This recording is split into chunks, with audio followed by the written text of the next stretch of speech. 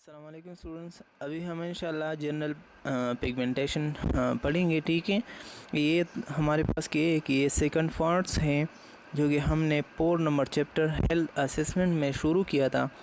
तो इसमें हमारे पास क्या है कि हम जो पहले पार्ट पढ़े वो हमारे जो बेसिक कंसेप्ट था स्किन के बारे में, जो कि तीनों लेयर्स होती है स्किन में। और इसी तरीके से हम फिर बाद में जो फिज़िकल एग्ज़ामिनेशन टेक्निक्स था वो हम स्टार्ट किए थे। तो पहला टेक्निक्स हमारे पास इंस्पेक्शन था, वो हमने स्टार्ट किया है। ठीक है, तो इसमें हमारे पास इंस्पेक्शन में आते हैं कि कलर्स तो हमने कवर किया था। तो कलर तक हम आ चुके थे फर्स्ट पार्ट्स में। ठीक है, 4 नंबर चैप्टर के।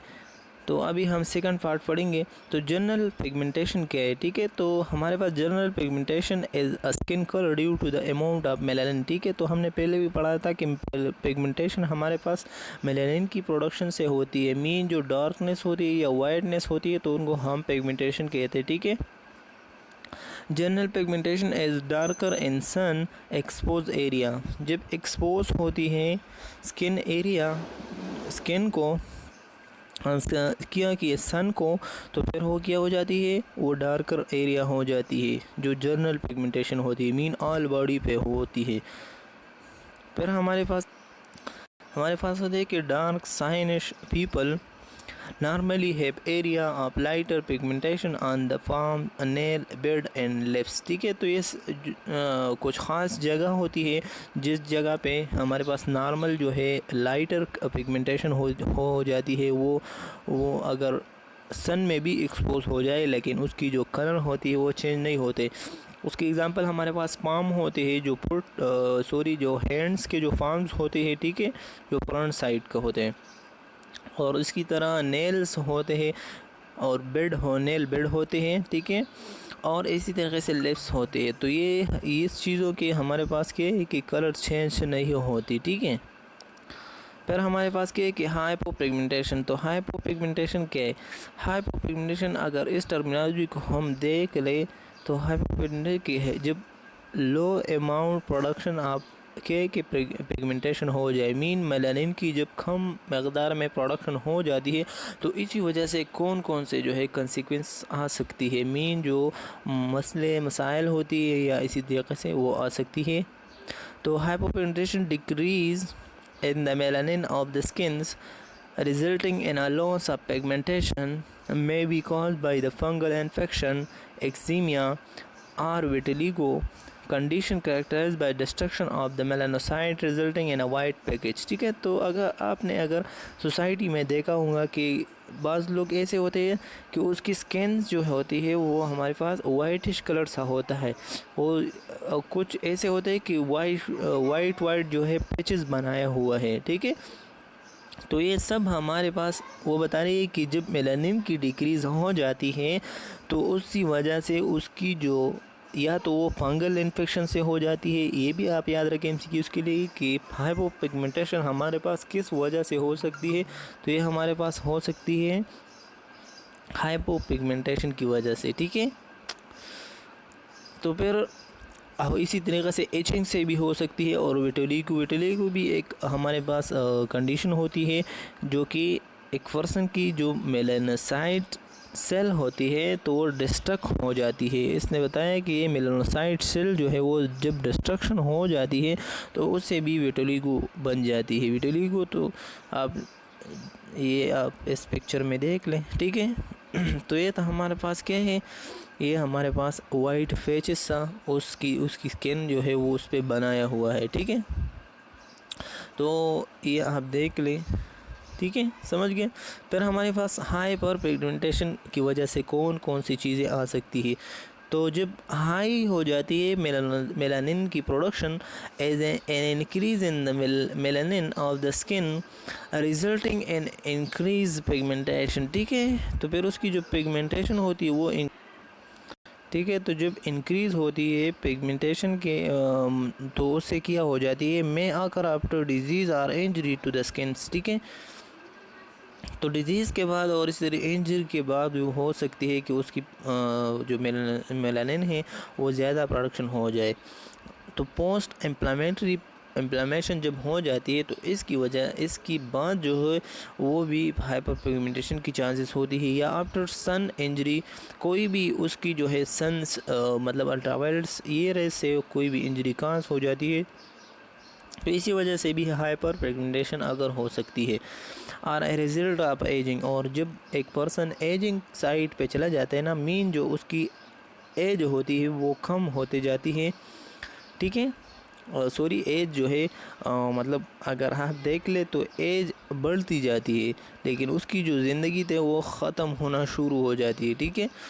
तो जब वो बहुत ज़्यादा एक्सट्रीम में चला जाता है तो 50 ईयर्स के बाद एजिंग स्टार्ट होना शुरू हो जाती है, ठीक है। तो फिर उसकी हाइपर पिगमेंटेशन और उसकी जो स्किन होती है उस पर जो ब्लैक सा स्पॉट जो है वो नज़र आती है, आपने देखा होगा, ये आप देख लें, ठीक है। तो ये स्पॉट जो है ये हमारे पास क्या है कि हाइपर पिगमेंटेशन की जो प्रेजेंटेशन है, ठीक है। फिर हमारे पास एबनॉर्मल कलर चेंज होती है, तो ये 4 कलर्स होती है, ये आपने याद रखना है, ये हमारे पास एमसीक्यूज़ के लिए 4 इम्पोर्टेंस होती है, ठीक है। तो सबसे पहले क्या कि पेलर वाइट कलर हो जाती है, ठीक है।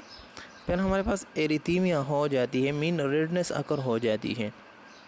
साइनोसिस हो जाती है, जो ऑक्सीजन की मतलब सही तरीके से डिलीवरी नहीं होती, तो फिर वो ब्लूश जो है नज़र ऑक्सीजन एक जगह को सही तरीके से ब्लड में नहीं होती, तो फिर वो क्या है कि उस जगह ब्लूइश नज़र आ जाती है। फिर हमारे पास जॉन्डिस आ जाती है, जब लेवर की कोई भी मसला आ जाती है और लेवर ख़राब होना या लेवर की क्राइसिस हो जाती है, मीन जो हेल्थी टिशू होती है वो केक स्कार टिशू में कन्वर्ट हो जाती है, तो उनको हम क्राइसिस कहते हैं। तो जब लेवर की जॉन्डिस हो जाती है, जॉन्डिस का मकसद ये है कि जब लेवर क्राइसिस हो जाती है, लेवर डैमेज हो जाती है, तो फिर उसकी जो मतलब बिलिरुबिन है, यूरोबिलिन है, तो ये सब चीज़ें उसमें कमर्ड हो जाती है, तो उसी वजह से तमाम के तमाम बॉडी येलोविश नज़र आती है, ठीक है। तो फिर हम एक एक जो है हम डिटेल में पढ़ेंगे कि फेलर में कौन कौन सी साइन सिम्टम अकर होती है, ठीक है। तो जब एक पर्सन पेलर में जा चाहते हैं, मीन वाइटिश कलर आ जाती है, ठीक है। जब उसकी स्किन की कलर जो है वो वाइट आ जाती है, तो when the red fang tones from the oxygenated hemoglobin in the blood are lost, the skin take on the colour of a connective tissue collagen which is mostly white, ठीक है।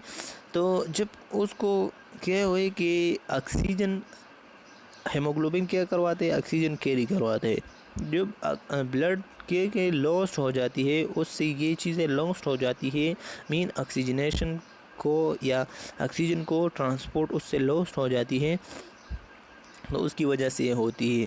Pallor is common in acute high stress states such as anxiety, fear, become of the powerful peripheral vasoconstriction from sympathetic nervous system stimulation। जब कोई भी person पे stress आ जाती है तो stress की वजह से उसकी जो सिंपैथेटिक रिस्पांस होती है नर्वस सिस्टम के वो अकर होती है, mean fight flight mood on हो जाती है, और जब फाइट फ्लाइट मूड ऑन हो जाती है तो उसकी वजह से वेसो कंस्ट्रक्शन हो जाती है जो पेरिफेरल में होते। तो जब वेसो कंस्ट्रक्शन हो जाती है तो उससे बाहर जो है वो जो एरिया होती है वो वाइट जो कि है वो कलर आ जाती है, ठीक है। तो ये हमारे पास क्या होती है कि हमारे पास पेलर नज़र आते हैं। The skin also looks fails with vasoconstriction from exposure to cold or from cigarette smoking and an increase in the presence of edema, ठीक है। जब एडिमा हो जाती है, अगर आपने एडिमा देखा हुआ है तो जब इंटरस्टिशियल स्पेसेस में मतलब कि फ्लूइड आ जाती है तो उनको हम एडिमा बोलते हैं, ठीक है। या इसी तरह के एक पर्सन ऐसा हो कि वो स्मोकिंग करा रहा हो तो उसकी जो है वो पेलर कलर जो है अकर होती है। और इसी तरीके से अगर एक पर्सन बहुत ज़्यादा कूल में हो तो जब इंसान बहुत ज़्यादा कूल कंडीशन में सर्वाइवल करवाते हैं तो उसकी जो कलर्स होती है वो पेलर सा होते हैं, आपने देखे, आप उसको देखें, ठीक है। तो ये हमारे पास क्या है कि पेलर की पिक्चर्स है।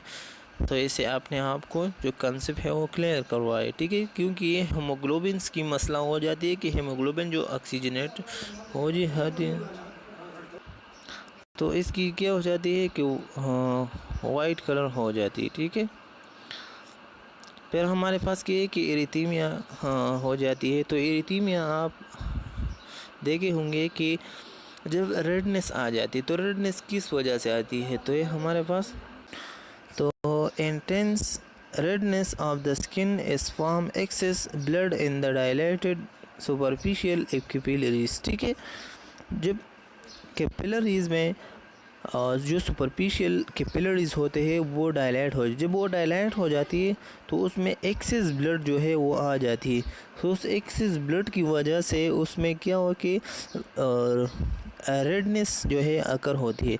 This sign is expected with pure, ठीक है। जब प्योर हो जाती है तो आपने देखे होंगे कि वो बहुत ज़्यादा सुर्ख नज़र आया होंगे। लोकल इन्फ्लामेशन हो जाती है, ठीक है। और emotional reaction such as the blushing and vascular flush area mean cheeks and necks upper cheeks, ठीक है। तो फिर हो जाती है कि हर हिस्सा मतलब आ जाते हैं, ठीक है। और वो जगह को किया कि एचिंग होने की ज़रूरत होती है। Arrhythmia with pure or localized inflammation has an increased skin temperature from the increase rate of blood flow, ठीक है। तो हमने पहले ही बताया है कि जब ब्लड की ज़्यादा जो है वो फ्लो इंक्रीज़ होती है, ठीक है, तो फिर उसकी वजह से स्किन टेम्परेचर भी ज़्यादा हो जाती है, ठीक है। तो इसी वजह से जो है इन्फ्लेमेशन कास होती है और इस इन्फ्लेमेशन को जब हम देखते हैं तो एरिथमिया सा नज़र आ जाते हैं। इस पिक्चर को आप देख लें तो ये हमारे पास एरिथमिया जो है उसकी मुख्तलिफ़ क़स्म और मुख्तलिफ़ रीजन्स पे पाए जाने वाले एरिथमिया है, ठीक है। फिर हमारे पास साइनोसिस क्या है, तो साइनोसिस में हमारे पास क्या है कि this is a bluish mottled colour from decreased perfusion. जब ऑक्सीजन की या इसी तरीके से ऑक्सीजन की परफ्यूजन कम हो जाती है, मीन जो डिस्ट्रीब्यूशन ऑफ ऑक्सीजन होती है टिश्यू में, तो जब कम हो जाती है द टिश्यू है high level of deoxygenated blood. तो जब ऑक्सीजन कम हो जाती है तो जो टिश्यू होती है उसमें डीऑक्सीजनेटेड ब्लड वो जो है वो डिलीवर होती है। जब डीऑक्सीजनेटेड ब्लड उस जगह पे डिलीवर होती है तो आपको पता हो कि जब ब्लड में ऑक्सीजन ना हो तो उसकी जो नॉर्मल कलर होती है वो हमारे पास ब्लूइश होती है, ठीक है। इस वजह से साइनोसिस अकर होती है। This is best seen in the left nose cheeks area ears in oral mucosal membrane, ठीक है। तो ये सब चीज़ें ये जो लोकेशन वो बता रही है, ठीक है। तो इस जगह पे जो है साइनोसिस की चांसेस बहुत ज़्यादा होती है, ठीक है। तो आप देख ले उसको कि जो टिप ऑफ द फिंगर होती है या जो वो एक पर्सन मतलब एजिंग में चला जाते हैं तो उसकी जो परफ्यूजन है वो कम होती जाती है, ठीक है। या इसी तरीके से वो लिप्स और जो टंग्स होती है तो उसमें भी होती है। और इसी तरीके से और पिक्चर को भी देख लो, ठीक है। जो 4 नंबर कलर चेंजेस था वो हमारे पास जो है येलोविश आ जाती है, जॉन्डाइटिस आ जाती है, ठीक है। तो yellowish skin colour indicate rising amount of bilirubin in the blood, ठीक है। जब ब्लड में बिलिरुबिन की अमाउंट जो है ज़्यादा हो जाती है, ठीक है, तो फिर उसकी जो स्किन कलर होती है वो हमारे पास येलोविश आ जाती है। तो ये एमसीक्यूज़ के लिए आप याद रखें, ठीक है। As level of serum bilirubin rise jaundice is evidence in the skins over the rest of the body.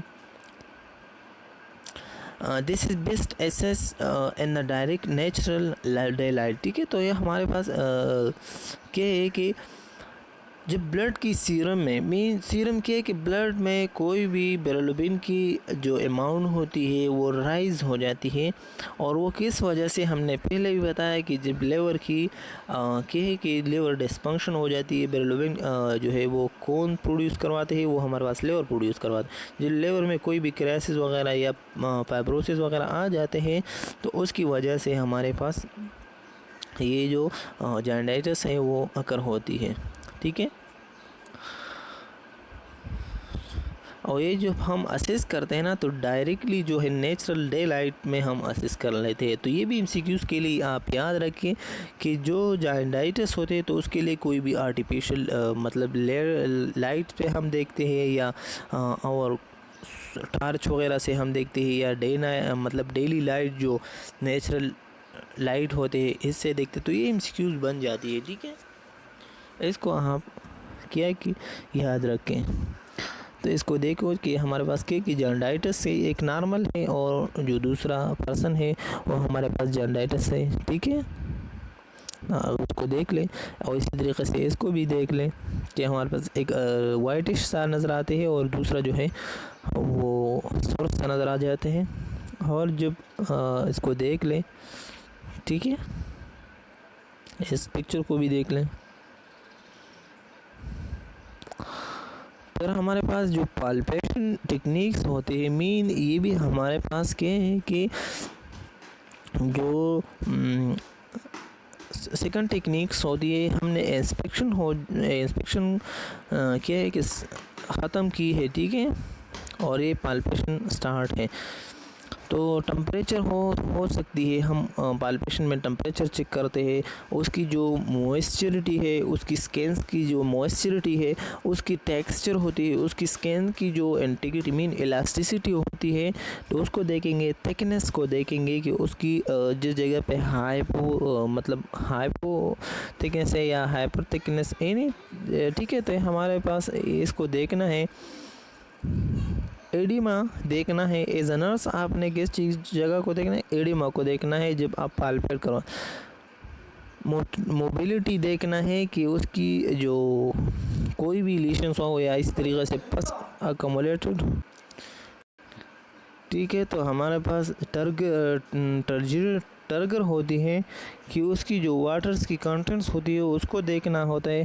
फिर वस्कुलर जो है वस्कुलर और ब्रूशिंग होती है, ये चीज़ को भी देखना होता है, ठीक है।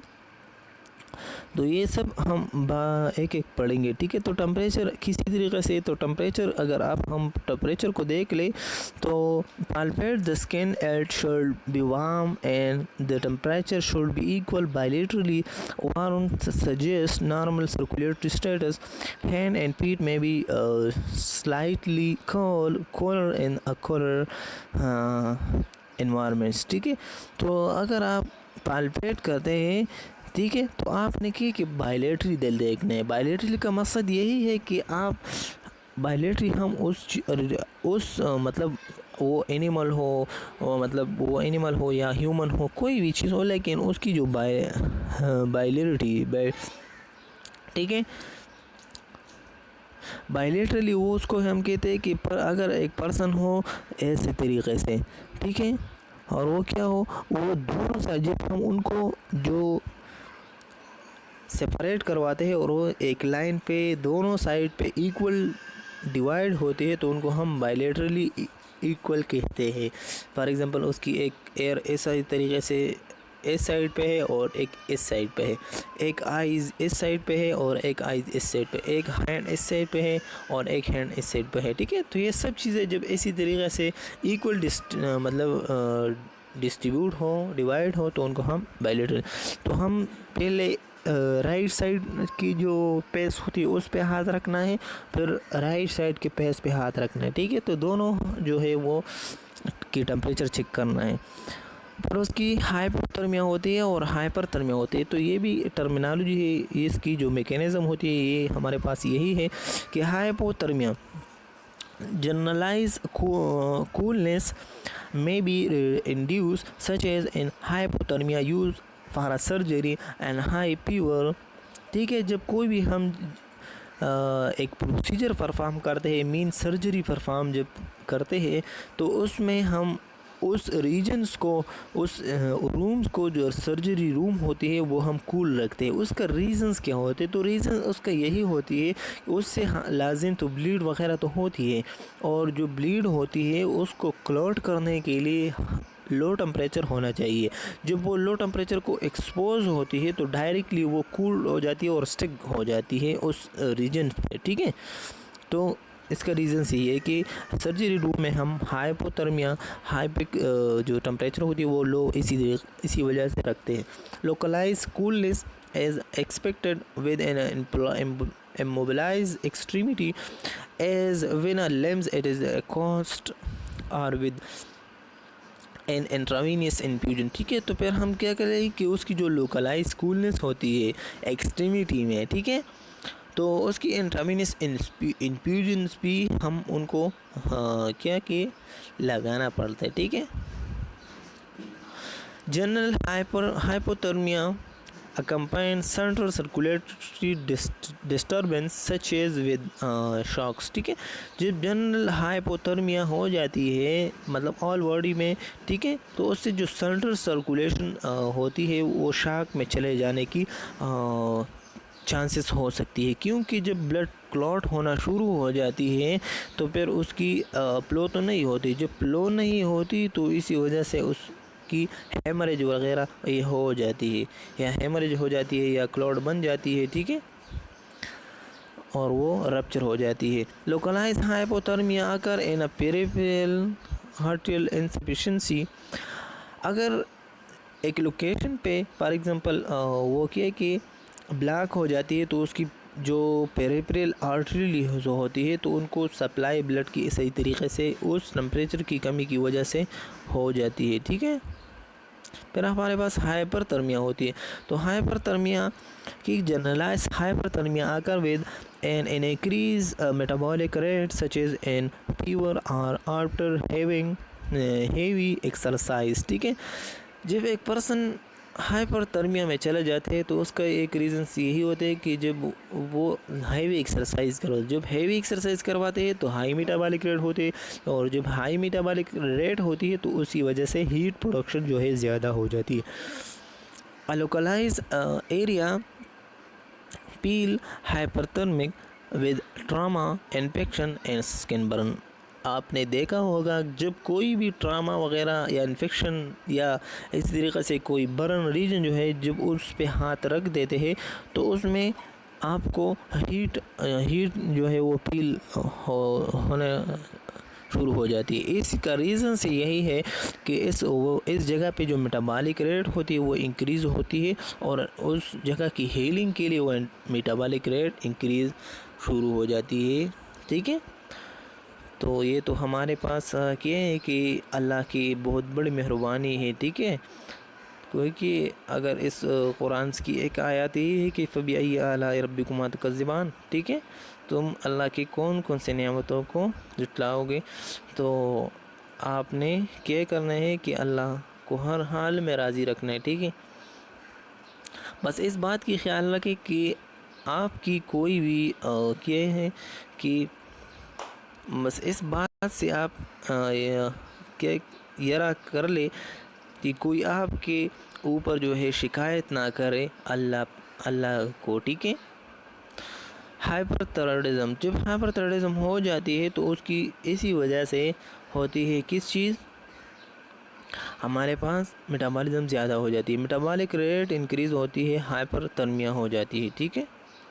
फिर हमारे पास दूसरी जो है हमारे पास मॉइस्चरिटी है, तो perspiration affair normally on the face, hand, axilla and skin fold in response to activity, a warm environment or anxiety, ठीक है। जब एक पर्सन एंजाइटी में हो इसी तरीके से उसकी जो एक्जिला, हैंड और स्किन फोल्ड होती है तो वो क्या हो जाती है, वो हमारे पास मॉइस्चरिटी फील होती है जी, ये जो ग्रोइन एरियाज़ होती है बगल वगैरह में मॉइस्चरिटी आ जाती है। तो वो भी देखना है कि वो ज़्यादा जो है सिक्वेस्ट्रेट सुपरमेशन नहीं करवाते हैं, क्योंकि उससे चांसेस होती है कि उसकी यहाँ पे अल्सर वगैरह बन जाए, जो फोल्डेड एरिया होती है। उसकी टेक्सचर को देखना है, तो texture normal skin feel smooth and form with an even surface, ठीक है, तो ये नॉर्मल स्मूथ होती है जो स्किन रीजन होती है, ठीक है। Hyperthyroidism the skin feel smoother and softer, ठीक है, जब ज़्यादा मीन हाइपर थायराइडिज्म हो जाती है तो स्किन आपको किसी तरह पील होंगे, स्मूथर एंड सॉफ्टनर। तो ये आप याद रखने। और जो हाइपोथायराइडिज्म हो जाती है तो skin peel rough and dry, ठीक है। तो रफ और ड्राई ये भी आपने हाइपोथायराइडिज्म में देखना। और हाइपरथायराइडिज्म में आपने स्किन की जो पील होती मीन स्मूथर एंड सॉफ्टनर को भी देखना होना पड़ता है, ठीक है। आप इसको देख लें तो ये हमारे पास मुख्तलिफ़ किस्म की स्किन्स की जो टेक्सचर होती है तो ये हमारे पास क्या है कि मुकम्मल स्मूथर है। इसी तरीक़े से मतलब इसमें क्या होते हैं कि हाइपर थायराइडिज्म हो जाती है। और अगर आप इसको देख ले, इस चीज़ को देख ले तो ये हमारे पास रफ और ड्राई नज़र आती है, ठीक है। तो मुख्तलिफ़ किस्म की जो लाइनिंग होती है उसमें आपको डिफरेंस नज़र आता होंगे। फिर हमारे पास थिकनेस हम देखेंगे थी थर्ड नंबर जो पॉइंट्स 4 नंबर जो पॉइंट होती है, ठीक है। हमने स्किन की टेक्सचर देखी, फिर थिकनेस देखना होंगे। The epidermis is uniformly thin और most of the body, although thickness callus area are normal on the farm and soil. A callus is a circumstances overgrowth of epidermis and its adaptation or to excessive pressure, ठीक है। तो आपने याद रखना है कि जब थिकनेस हम किस चीज़ के चेक करेंगे, देखिए केलेस एरियाज़ वो एरियाज़ होती है जो ओवर प्रोडक्शन मतलब ओवर ग्रोथ होती है। फॉर एग्ज़ाम्पल आप जब हैंड पे बहुत ज़्यादा वर्क करते हैं तो हैंड में कुछ एरियाज़ ऐसे होते हैं कि उसमें जो हार्डनेस पॉइंट जो है वो फील होते हैं, मतलब शुरू हो जाती है और आपकी जो हाथ है वो हार्डनेस की तरफ चले जाते हैं, ठीक है। तो ये नॉर्मली किस वजह से, ये आप अगर स्किन की एनाटमी आपको याद है तो ये हमारे पास किस लेयर से होते हैं आपको याद है? मैं आपको क्या कि बताता हूँ। स्ट्रेटम लूसिडियम जो लेयर होती है उसमें इंक्रीज़ हो जाती है और वो अडाप्ट कर लेते हैं जब वो बार बार जो है कोई भी स्ट्रेस वगैरह प्रेशर वगैरह से एक्सपोज होती है तो एडाप्टेशन अगर होती है और आपकी जो फार्म होती है जो सोल होती है, ठीक है, ये रीजन आप अगर देख ले तो ये हार्ड नज़र आ जाती है, ठीक है। फिर हमारे पास एडिमा होते हैं। तो oedema is the fluid accumulation in the intercellular spaces and normally is not present, ठीक है। ये तो नॉर्मली प्रेजेंट नहीं होते इंटरस्टिशियल स्पेसेस में, ठीक है। लेकिन जब सेल से या वेस्कुलर मीन ब्लड वेसल से इंटरस्टिशियल स्पेसेस में आ जाती है फ्लूइड तो उस फ्लूइड से एडिमा बन जाती है। It is graded on a 4 point scale, ठीक है। तो ये 4 पॉइंट स्केल बना हुआ है। एक हमारे पास +1 है, 1+ फॉर माइल्ड एडेमा। तो आपने याद रखना है MCQs के लिए कि माइल्ड एडेमा के लिए हम +1 यूज़ करेंगे, +4 जो हम डीप पेटिंग एडेमा के लिए यूज़ करेंगे। जब एक रीजन आप दबा देते हैं और फिर जब हाथ उससे रिमूव कर लेते हैं लेकिन वो फिर भी वापस जो है अपने रीजन्स को कवर नहीं करते तो उनको हम डीप पेटिंग एडेमा बोलते हैं। This scale is somewhat subjective और कम वेरी अमोंग एग्जामिनर, ठीक है। तो ये आपने याद रखना है कि ये एडेमा जो है ये हमारे पास सम टाइम सब्जेक्टिव डेटा होता है क्योंकि ये डिपेंड करता है किस चीज़ पे, क्लाइंट्स पे भी और एग्जामिनर जो हेल्थ केयर प्रोवाइडर जो होते हैं, ठीक है। तो आपने याद रखना है कि 4 डिग्री का स्केल होती 4 पॉइंट्स का। फर्स्ट पॉइंट जो +1 होती है वो हमारे पास माइल्ड एडेमा के लिए, ठीक है। और जो 4 होती है वो हमारे पास डीप पेटिंग एडेमा के लिए। आप इस पिक्चर को भी देख लें, ठीक है, क्योंकि उसने डीप पेटिंग एडेमा ये उसने दबाया हुआ है, ठीक है। फिर जो उसने ये उंगली रिमूव किया और वो फिर भी उस रीजन्स को रह गया तो उनको हम डीप पेटिंग एडेमा कहते हैं और वो सीवियर हाइड्रेशन वगैरह से वो हो जाती है। फिर हमारे पास मोबिलिटी होती है एंड थर्जर होती है, ठीक है। तो मोबिलिटी क्या है कि mobility is skin case AG of rising, ठीक है। जब एक रीजन स्किन की जो पोल्डेड मतलब स्किन होती है, जब स्किन वो आप राइजिंग करवाते हैं तो इस राइज करना ये हमारे पास क्या है कि मोटिलिटी है। और टर्जिडिटी क्या है, तो an turgidity is it is ability to return to place permanently when release, this reflect the elasticity of the skin. ठीक है, तो ये स्किन की इलास्टिसिटी को शो करवाता है। ठीक है, मतलब आपने मोटिलिटी किया, मीन स्किन को ऊपर राइज किया, और फिर आपने ये स्किन्स को छोड़ दिया तो वो अपने रीजन्स को वापस चला गया, तो ये तो नॉर्मल की बात हो रही है। ठीक है, ये दो टर्मिनोलॉजी इस स्लाइड्स में नॉर्मल्स की बात हो रही है कि टर्जिडिटी क्या है, आपकी कंसेप्ट क्लियर करने के लिए, और बाद में जो है टर्गर क्या है। पर उसकी जो एबनॉर्मल होती है, जब mobility is decrease when oedema is presence. ठीक है, जब आप मोबिलिटी जो है डिक्रीज होती है किसी वजह से, उसकी जो स्किन होती है वो पोल्ड नहीं होते, क्योंकि वो तो अंदर से उसकी इंटरस्टिशियल स्पेसेस में फ्लूइड है।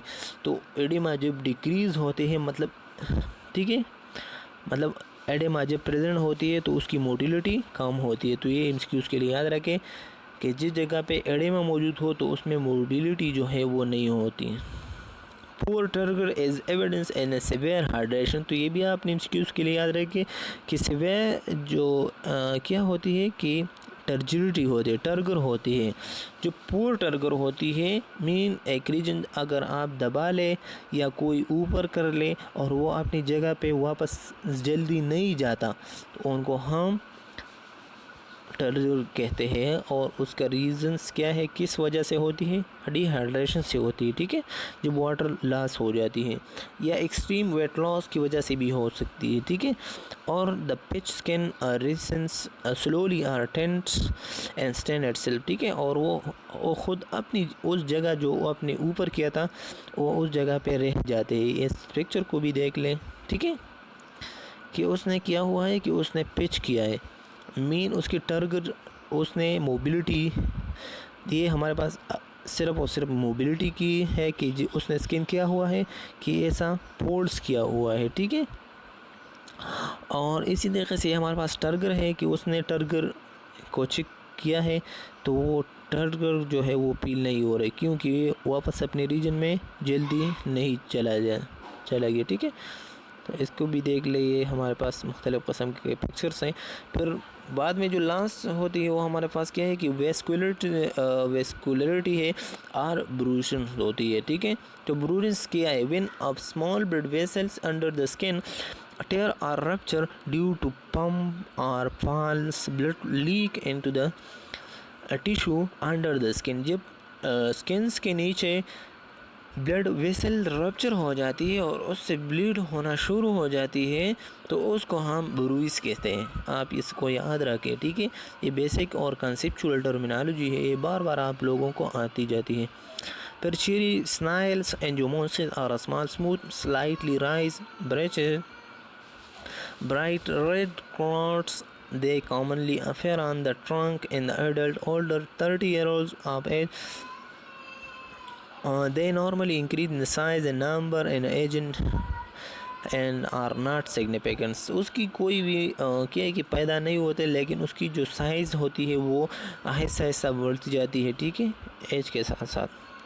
और ये हमारे पास ये रीजन से आप उसको देखें कि मुख्तलिफ़ किस्म की, जब आप मतलब ओल्डर लोगों को अपने ग्रैंड फादर ग्रैंड मदर की कुछ एरियाज़ को हैंड्स में देखने होंगे कि ये सबसे पहले स्मॉल होती है और आहिस्ता आहिस्ता जो है वो एक्सपेंड होना शुरू हो जाती है। ठीक है, इसी तरीके से ये हमारे पास क्या है कि वेस्कुलरिटी है, मीन इंटरनली ब्लीड हुई है और वो उस जगह पे पड़े हुए हैं। ठीक है, और ये हमारे पास एंजियोमोसिस होती है। जो दूसरी नंबर पे हमने छीरी एंजियोमोसिस की बात की, तो ये हमारा ब्लड वेसल की क्या हो जाती है,